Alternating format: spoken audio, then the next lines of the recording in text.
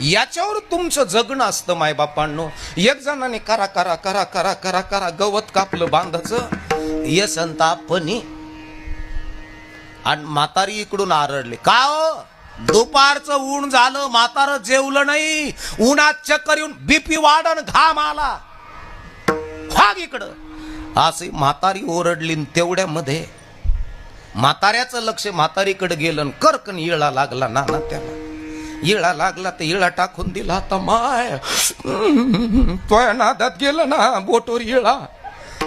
आता म्हातारा म्हातारीचं प्रेम होतं. म्हातारीने तिकडून चिंदूक घेऊन आली, टरकन फाळलं, असं बांधलं, उज्या हाताला लागलेलं असं बांधलं. आणि म्हातारी म्हणले, ओ जादा दुखत, चला जेवायला. दूध वाढलं, गावरान गाईचं तवलीत तापलेलं, लाल जरा साय, बाजरीची भाकर, लसणाची चटणी. ते म्हणले चुरता याय ना. म्हातारीने चुरून दिलं. ते म्हणे आता खाऊ कसं, हे असं बोटात कसं खाऊ. मग म्हातारीनं काला खाऊ घातला. एवढं प्रेम. म्हातारं झोपलं लिंबाच्या सावलीला आणि 3ला उठलं. आणि 3ला उठून त्या बांधावर जे गवत कापलं होतं, वाघ नखे, शिपरूट, कॅनपट,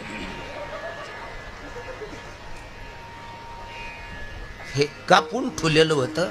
म्हातारं गेलं तिथं. आणि म्हातारं गेलं तर असं उचलायला लागलं तर पलीकडून काळा भंगार असंच केलं.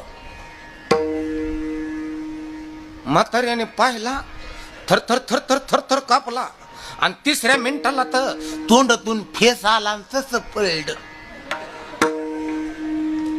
तिथं साप पाहिला आणि इथं मेलं. कारण त्याच्या डोक्यात एवढाच खटका, सकाळी हे तर नचलं.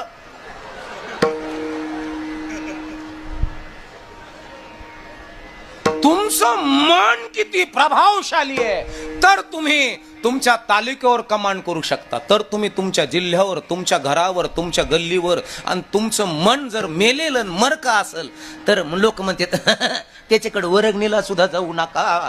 मी म्हणलं कमून ती येड आहे ते. त्याची बायको म्हणते आमच्या यायच्या नादी नका लागू. मी म्हणलं काय, ते तर ते तुम्हाला छा देईन आणि त्याचं तोंड जोडून घेत.